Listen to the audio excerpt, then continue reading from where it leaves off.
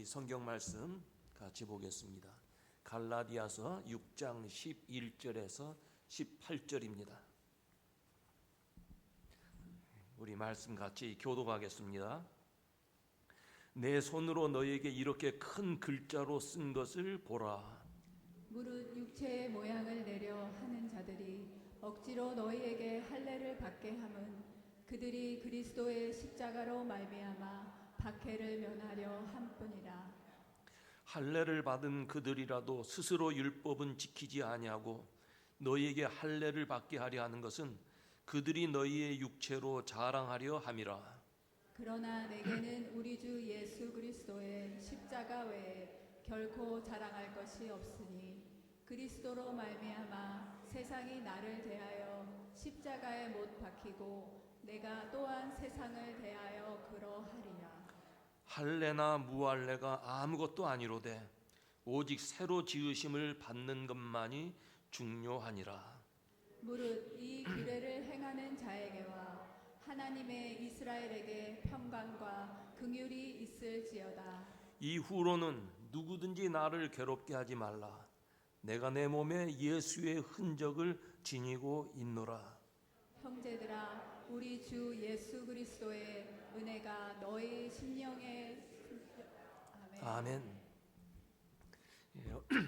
오늘 본문의 말씀은 사도 바울이 갈라디아 교회에 보낸 서신입니다. 갈라디아 교회는 사도 바울이 1차 전도 여행을 하면서 그들에게 예수 그리스도가 우리의 죄를 대신해서 속죄 제물이 되어서 십자가에 돌아가셨지만 사망 가운데 있지 아니하고 사흘 만에 부활하셨다. 십자가의 도를 그들에게 전할 때 그들이 그 복음을 받아들이고 예수를 믿게 되었고 예수 믿는 사람들이 모여서 세워진 교회가 갈라디아 교회입니다. 그런데 이 갈라디아 교회는 갈라디아 지방이 지금의 터키 지방이에요. 투르키에라고 하는데 터키 지방인데 그 당시에 로마의 지배를 받아서 바울이 전도할 그 당시에는 그 땅의 헬라 사람들, 로마 사람들, 또 유대 사람들 여러 민족이 섞여 살고 있었습니다. 그래서 배경이 다르고 언어와 문화가 다른 여러 종류의 사람들이 모였기 때문에 교회도 역시 여러 종류의 사람들이 모여 있었습니다. 교인들 가운데는 그 당시에 차별받던 이방인들, 사마리아 사람들도 있었고 예수를 믿으면서도 여전히 헬라 철학, 그리스 사상에 물들어서 이원론적인 방식으로 성경을 이해하려고 하는 사람들도 있었습니다. 또 하나님 앞에 선택받은 민족이라고 자부심을 가진 유대인들도 있었고 그들 가운데는 구원을 얻으려면 할례를 받아야 구원을 받는다는 그것을 주장하는 율법주의자들도 있었습니다.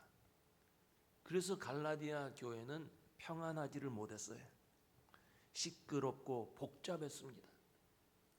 바울은 갈라디아 교회가 이처럼 어지럽고 분란이 많다는 소식을 들을 때 마음이 편치 않았습니다. 그래서 갈라디아서를 기록하여서 그들에게 보내면서 우리가 구원받는 조건은 사람의 배경, 율법의 행위, 할례 이런 것과는 관계가 없다. 우리가 구원받는 것은 오직 믿음이다. 믿음을 강조했습니다. 참 그래서 이 갈라디아서를 제2 로마서라고 이야기하는 사람도 있어요. 로마서가 그 주제가 오직 믿음으로 구원을 받는다 아닙니까? 이 갈라디아서도 할례가 아니다, 배경이 아니다, 오직 믿음으로 우리는 구원을 받는다 하는 것을 강조하고 있다 그 말이에요. 당시의 구원은 예수 믿는 것으로 구원을 받지만 그것으로는 부족하다. 예수 믿는 것만으로는 부족하고 할례를 받아야 된다고 주장하는 사람들이 있었기 때문이에요. 할례는 창세기 17장에 하나님께서 명하신 말씀이에요. 아브라함과 그의 후손들이 지켜야 할 언약이었어요. 반드시 할례를 하나님의 자녀들은 받아야 된다. 하나님의 백성된 표시라는 거예요. 남자아이가 태어난 지 8일이 되면 할례를 받아야 됐습니다. 할례는 하나님의 백성이 되었다는 언약의 표시였어요. 그것은 하나의 상징이요 하나의 흔적이었습니다. 할례는 오늘날의 세례와 같은 겁니다. 예수를 믿음으로 옛사람은 죽고 그 세례를 통해서 하나님의 자녀로 새롭게 태어난다는 것을 표시하는 예식입니다. 세례 받았다고 구원받는 건 아니에요. 그건 하나님의 자녀가 되었다는 외적인 증거요 흔적입니다. 그런데 이 율법주의자들은 구원을 받으려면 예수를 믿을 뿐만 아니라 할례를 받아야 된다. 그래서 초대교회에 참 많은 혼란이 있었어요. 그래서 사도행전에 보면 이런 사람들이 예루살렘 교회에 가서 그 문제를 제기했을 때 이방인들에 대해서 할례를 받도록 강요하지 말라. 우리는 믿음으로 구원받았다 하는 것을 정하게 됩니다. 오늘날 우리들도 할례를 받지 않습니다. 바울은 이 갈라디아 교우들에게 몸에 상처를 내는 할례 같은 외적인 흔적보다는 마음의 할례, 즉 예수를 믿는 내적 흔적이 더 중요하다고 하였습니다. 오늘날로 말하면 세례 받는 것도 중요하지만 그보다 세례 받은 사람답게 사는 것이 더 중요하다는 말씀이에요.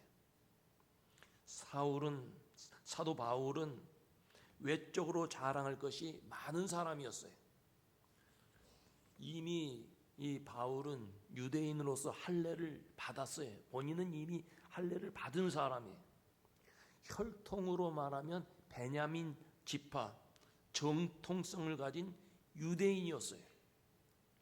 그뿐만 아니라 외적으로 자랑할 수 있는 것은 그 당시 로마의 시민권을 가진 사람이에요. 공부는 그 당시 최고의 학자인 가말리엘이라고 하는 사람 밑에서 공부했어요. 오늘날로 말하면 하버드 대학교 들어갈 것보다 어려운 그런 길을 통해서 유명한 학자 밑에서 공부를 한 사람이에요. 그러나 바울은 자신의 혈통, 학식, 시민권, 몸에 있는 할례의 흔적 자랑하지 않았습니다.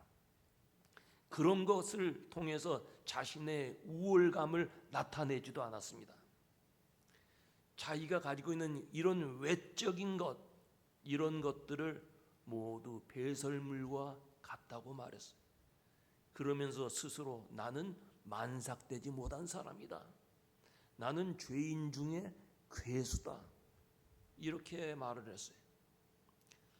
바울은 그의 몸에 할례를 받은 흔적이 있었지만 예수 믿은 후에 받은 상처의 흔적들이 더 많이 있었어요.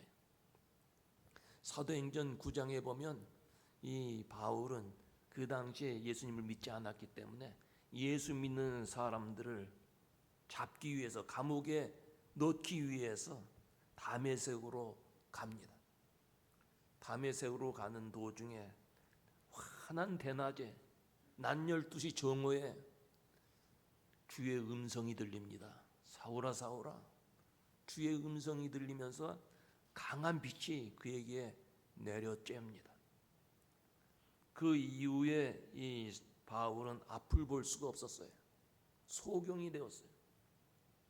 그러나 사울 후에 아나니아라고 하는 사람이 그를 안수할 때 눈이 열리고 앞을 바라볼 수 있게 되었습니다. 이때 그의 눈이 많이 상해서 시력이 약해졌을 것이라고 그렇게 전해집니다. 그래서 작은 글씨를 쓸 수가 없었어요. 바울은 그의 서신을 쓸 때마다 다른 사람에게 불러줘서 대필하게 합니다. 그리고 그것이 바울의 글이라는 것을 알리기 위해서 마지막에 큰 글자로 서명을 했어요. 그래서 오늘 11절에도 내 손으로 너희에게 이렇게 큰 글자로 쓴 것을 보라 그랬어요. 그러니까 하나의 흔적의 육신에 있는 외적인 흔적을 가진 사람이에요. 그뿐만 아니라 이 바울은 복음을 전하다가 박해를 받았어요. 몸에 많은 상처의 흔적이 있었습니다. 복음을 전하다가 매를 맞고 감옥에 갇히기도 하고, 그 당시에 법으로 40대 이상을 때리면 죽는 것으로 생각해서 최고형이 39대까지 때리는 거예요. 그 채찍의 끝을 보면 쇠조박이나 혹은 뼈 같은, 동물의 뼈 같은 걸 달아가지고 때려서 이렇게 잡아채면 살이 뜯겨져 나. 39대 맞는 매를 5번이나 맞았어요. 얼마나 몸에 상처의 흔적들이 있겠습니까? 또 사도행전 14장에 보면 루스드라에서 복음을 전하다가 동네 사람들에게 돌에 맞아서 죽을 뻔했어요. 이처럼 바울의 몸에는 상처의 흔적들이 많았습니다. 그러나 바울은 복음을 전하다가 남겨진 육신의 상처, 또 그의 동족들, 같은 민족 아니에요, 유태인들, 동족에게 버림을 받은 마음의 상처, 여러 가지 예수로 인한 흔적을 가지고 있었어요. 그러나 이 마음이나 육체에 깊이 새겨진 예수의 흔적을 바울은 귀하게 여겼습니다. 도리어 주님의 십자가를 지다가 마음에 담겨진 이런 흔적들을 이 바울은 자랑한다 그랬어요. 자기의 배경을 자랑하지 않았어요. 주를 위해 헌신하다가 받은 그런 흔적들을 자랑한다. 여러분, 조직 폭력배들 영화 같은 데 보면 그런 사람들이 많이 나오는데, 이 조직 폭력배들은 자기 자신을 나타나기 위해서 이 팔이나 등이나 혹은 요 앞에도 해요. 그래서 용 그림을 그리고 낙서를 해요. 거기다가 용 그림을 그리고, 또 일본 사람들 따라서 뭐 잉어 그런 그림, 호랑이 그림, 그런 것으로 문신을 합니다. 그리고 싸움이 일어나면 옷을 싹 벗어요. 난 보통 이런 사람이다. 자기 소속을 밝히는 거예요. 그래서 문신, 흔적을 만들지 않아요? 과거에는 노예 주인이 노예의 몸에 상처를 냈어요. 또는 문신을 해서 흔적을 남겨서 이 사람은 노예라는 것을 표시했어요. 나치들도 유대인들 잡아가지고 그 팔뚝에다가 번호를, 숫자를 써서 나치의 포로된 것을 표시했습니다. 또 양을 훔치다가 그 도둑이 잡히면 그 도둑 이마에 S라고 썼어요. Sheep stealer, 양도둑, 그렇게 썼어요. 여러분, 이런 흔적들은 결코 자랑스러운 흔적이 아닙니다. 그러나 바울은 자신의 몸에 또는 마음에 남겨진 흉터, 그 흔적을 조금도 부끄러워하지 아니하고 도리어 자랑하면서 나에게 예수의 흔적이 있다고 담대히 외쳤습니다. 여러분, 사람의 흉터는 부끄러운 것도 있지만 자랑스러운 것도 있어요. 나라를 위해서 전쟁터에 나가서 받은 흉터, 영광스러운 것이고 자랑스러운 흔적입니다. 바울도 자신에게 있는 흔적을 부끄러워하지 아니하고 도리어 주의 일을 하다 받은 것이기에 자랑스럽게 생각했어요. 바울은 영혼 깊숙한 내면에 주님을 위해 받은 상처의 흔적이 있었고, 그 흔적을 귀하게 여기며 살았다는 말씀이에요. 그래서 바울은 몸에 흔적 있는 할례를 받아야 구원을 받는다고 하면서 할례 받는 것을 자랑하고, 할례 받지 아니하는 사람들을 업신여기는 사람들을 향해서 내 몸에는 이미 할례 받은 흔적도 있지만 그것보다도 주님을 위해서 십자가를 지면서 받은 예수의 흔적이 더 중요하다고 말을 한 것입니다. 여러분, 흔적이라고 하는 말은 헬라어로 스티그마라는 말이에요. 이 스티그마라고 하는 말은 소나 짐승에게 낙인을 찍어서 소유주를 나타내기 위해서 표시로 사용되던 말이에요. 그게 스티그마예요. 소를 키우는 목장에서 시뻘겋게 달군 그런 불도장을 소의 몸에 찍습니다. 그것은 이 소는 아무개 목장의 소라는 거예요. 소유주를 분명히 한 거예요. 그뿐만 아니라 옛날 노예들도 불도장을 찍었고 누구의 소유의 노예라는 거예요. 이 스티그마는 주인이 누구인가 하는 것을 분명히 하기 위한 흔적이었어요. 여러분, 우리 예수 믿는 사람 이마에도 보이지 아니하는 스티그마가 있어요. 우리가 우리의 눈으로 여러분들 이마 바라볼 때 아무것도 보이지 않잖아요. 근데 예수 믿는 사람들의 이마에는 스티그마가 있다는 거예요. 요한계시록 7장에 보면 우리 하나님의 종들의 이마에 인치기까지, 하나님의 백성들의 그 수가 다 찰 때까지 그 이마에 인치기를 끝까지 인치기까지 주의 심판이 지연된다는 거예요. 14장에 보면 그 이마에 어린 양의 이름과 그 아버지의 이름을 쓴 것이 있더라. 요즘 666이라고 하는 말을 하는 사람들이 있어요. 이건 사탄의 수예요. 666이. 그래서 666이 누구냐? 옛날에는 로마 황제다, 네로다, 또 히틀러다. 그 이후에 또 소셜 시큐리티 넘버다. 요즘은 그 베리 칩이라고 그 몸에다가 뭐 칩을 넣어 가지고 뭐 누구를 어떤 사람인지 분명히 알아내는 그런 게 있대. 그러나 그렇게 눈에 보이는 그런 것이 아니에요. 그건 상징적인 숫자죠. 우리 예수 믿는 사람에게 하나님께서 우리의 믿음을 보시고 너는 내 것이라 이마에 보이지 않은 인을 쳐주시는 거예요. 우리는 하나님의 자녀라는 것이 하나님 보시기에 다 알고 계세요. 인을 쳐주시는 거예요. 성령의 인을 받은 우리들이 하나님의 것이라는 거예요. 시애틀에 봄이 오면 가까운 산에 한국 사람들이 좋아하는 고사리가 참 많아요. 또 가을이 되면 송이버섯이 있어요.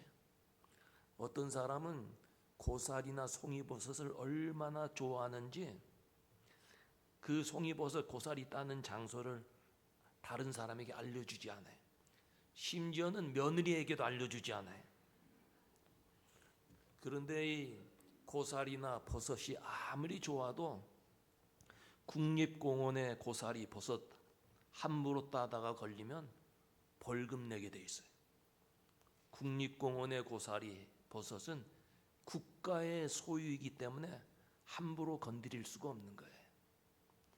바울은 자기에게 있는 흔적을 귀하게 여겼는데 그 이유는 국립공원의 고사리나 송이버섯처럼 나는 하나님께 소유된 사람이라는 그러한 믿음이 있었기 때문이에요. 하나님께서는 하나님께 소유된 사람을 반드시 지켜주신다는 믿음이 있었기 때문이에요. 그래서 자기에게 있는 흔적을 자랑하고 이제 후로는 누구든지 나를 괴롭히지 말라. 내 몸에는 예수의 흔적이 있다고 하였던 것입니다. 나는 예수께 속한 사람이기 때문에 주님이 나를 지켜주신다는 거예요. 그러므로 나를 괴롭히지 말라. 나를 괴롭히면 주님이 손보신다는 말씀이에요. 여러분, 예수 잘 믿는 사람, 경건한 믿음의 사람, 기도하는 사람 함부로 건드리면 큰일 나는 거 알아야 돼. 하나님의 것이기 때문에. 우리는 모두 하나님의 것인 줄로 믿습니다. 오늘 하나님께서 우리를 보이지 아니하는 인을 쳐주셨어. 너는 내 것이라. 예수의 흔적을 가진 우리는 주님의 소유인 것을 알고 주님이 나를 보호해 주신다는 믿음을 가지고 살아야 합니다. 비록 어려운 일이 있고 초라해 보여도 나에게 예수의 흔적이 있으면 나는 하나님께 속한 사람이요 하나님의 보호하심과 인도 속에 사는 사람이라. 그 믿음을 가지면 세상을 담대하게 이길 수 있는 것입니다. 여러분, 예수의 흔적이 있습니까? 여러분에게 예수의 흔적이 있습니까? 특히 우리 가운데 예수 믿다가 바울처럼 박해를 받거나 핍박을 받다가 몸에 흔적을 가진 사람이 있습니까? 그런 사람이 있을지 몰라요. 그러나 요즘은 뭐 이렇게 폭행을 하거나 그런 일은 별로 없잖아요. 예수 믿는다고 옛날에는 아내들이 교회 나가면 남편들이, 예수 안 믿는 남편들이 막 머리 여기 막 잡아당기고 때리고 그래서 상처가 있었을 거예요. 그러나 요즘은 그런 일은 거의 없죠. 또 주님이 맡겨주신 십자가를 지다가 시험을 받은 그런 흔적이 있습니까? 세상에서 하나님의 백성으로 신실하게 살다가 손해를 보는 그런 일이 있었습니까? 교회에서 봉사하다가 마음에 깊은 상처를 받아서 몸과 마음에 예수의 흔적을 가진 사람이 있을 거예요. 신앙생활하다가 주를 위해서 헌신하다가 마음의 상처를 받고 그 마음의 상처뿐만 아니라 그것이 내 정신적으로 고통을 가져다 주고 괴로움을 가져다 준 그런 고통의 흔적들이 있을 것입니다. 여러분, 이런 흔적, 이런 상처는 부끄러운 것이 아니에요. 도리어 자랑스럽고 영광스러운 것이. 예수님을 뜨겁게 사랑했던 흔적, 눈물로 기도했던 흔적, 손을 들고 감격적인 찬송을 했던 흔적, 설레는 마음으로 하나님의 말씀을 사모했던 그런 흔적, 교회와 이웃을 섬기다 받은 상처의 흔적들이 있다면 그 흔적은 영광스러운 흔적이요 주님의 소유가 되었다는 흔적이 되는 것입니다. 물이 흐른 것은 반드시 흔적이 남아 있어요. 제가 시애틀에서 왔으니까 시애틀 얘기만 하는데, 시애틀에서 한 서너 시간 동쪽으로 가면 쿨리 댐이 있어요. 아주 인공 댐이에요. 잘 만들었는데 그 댐에 가보면 드라이 폴스라고 하는 데가 있어요. 드라이 폴스. 그러니까 말 그대로 옛날에는 큰 폭포였는데 이제는 물이 다 말라서 드라이, 말라버린 그런 폴이 있습니다. 그런데 그 드라이 폴스는 빙하기 이후에 물이 녹음으로써 큰 아이다호 뭐 이쪽에 큰 그 얼음이 있지 않았겠어요? 그때는 그 얼음 시대니까. 그래서 빙하기니까 이제 거기서 또 얼음이 녹아가지고 물이 흘러내리는 거예요. 엄청나게 물이 흐른 자족인데 거기에 그 규모가 어느 정도냐? 나이아가라 폭포의 17배가 되는 그런 폭포였다 그래요. 이 폭포는 노아의 홍수의 역사적인 사실을 증거하는 그런 폭포이기도 해요. 근데 이 물이 오랜 세월이 지나면서 물은 없어지고 드라이 폴스가 됐지만 그 물이 흐른 자국은 남아 있어요. 이처럼 예수님을 사랑하는 사람들의 마음에는 예수의 흔적 남겨져 있는 거예요. 예수 믿는 우리 마음에도 예수님 때문에 생긴 십자가의 흔적, 주님을 사랑하는 흔적이 분명히 남아 있을 거예요. 우리는 그 흔적 때문에 그 흔적을 귀하게 여기고 감사하며 사는 성도들이 되어야 하는 것입니다. 예수를 위해서 받은 상처의 흔적을 두려워해서는 아니래. 도리어 그것이 영광이 되는 것, 감사할 일이라는 말씀이에요. 밖으로 보이는 외적 흔적을 우리는 자랑하지 마십시다. 나의 신앙생활의 배경, 예수 믿은 횟수, 교회에서 받은 직분, 이런 것을 자랑하는 사람은 할례당해. 할례 흔적을 자랑하는 사람과 똑같다 그 말이에요. 우리 예수 믿는 사람에게는 주님 때문에 받은 예수의 흔적이 있어야 합니다. 이웃을 사랑하다가, 이웃을 위해서 봉사하다가, 섬기다가 받은 흔적이 있어야 돼요. 그 흔적이 우리가 그리스도의 종인 것을 증명하는 흔적이 되는 거예요. 종은 주인을 위해서 일하다가 다쳐서 몸에 흔적이 남을 수 있습니다. 우리는 주를 위해서 헌신하며 십자가를 지는 주님의 종들이에요. 여러분, 우리는 하나님의 자녀요. 또 한편으로는 주님의 종이에요. 주님을 위해서 헌신하는 사람들이에요. 그래서 우리는 십자가 져야 돼. 예수님이 나를 따르는 자기에게 있는 십자가 지라 그랬어요. 십자가는 바라보는 것이 아니라 지는 거예요. 어떤 처녀가 십자가 목걸이를 걸고 다니는데 목사님이 그것을 보시고 십자가는 목에 거는 것이 아니라 등에 지는 것이다. 그랬더니 처녀하는 말이, 목사님 그래도 가끔 십자가가 뒤로 돌아갈 때가 있어요. 그래. 십자가는 지는 겁니다. 장식이 아니에요. 우리가 십자가 지고 갈 때 예수님처럼 넘어져서 무릎이 깨질 때가 있어요. 힘이 빠질 때 군병들이 채찍질해서 매른 맞는 예수님처럼 그런 고통을 당할 때도 있어요. 그래서 상처의 흔적이 있지만 우리는 주님에게 속한 사람이라는 것을 증명해 주는 흔적이 되는 거예요. 그 흔적을 가진 사람을 하나님은 사랑하시고 보호해 주시고 그 길을 인도해 주시는 거예요. 우리에게 예수의 흔적이 있다면 우리는 주님의 것입니다. 악한 사탄이 우리를 넘어뜨리려고 해도 주님이 우리를 지켜주시고 보호해 주십니다. 끝까지 이끌어주세요. 그것을 신학적인 말로는 성도의 견인이라 그래요. 우리가 하나님의 자녀가 되었잖아요. 하나님의 자녀된 사람은 하나님께서 우리를 천국 문 앞에까지 이끌고 가세요. 성도의 견인이에요. 보호해 주신다는 거예요. 지켜주신다는 거예요. 우리는 누구보다도 강하고 능력이 많은 주의 손을 붙잡아야 돼.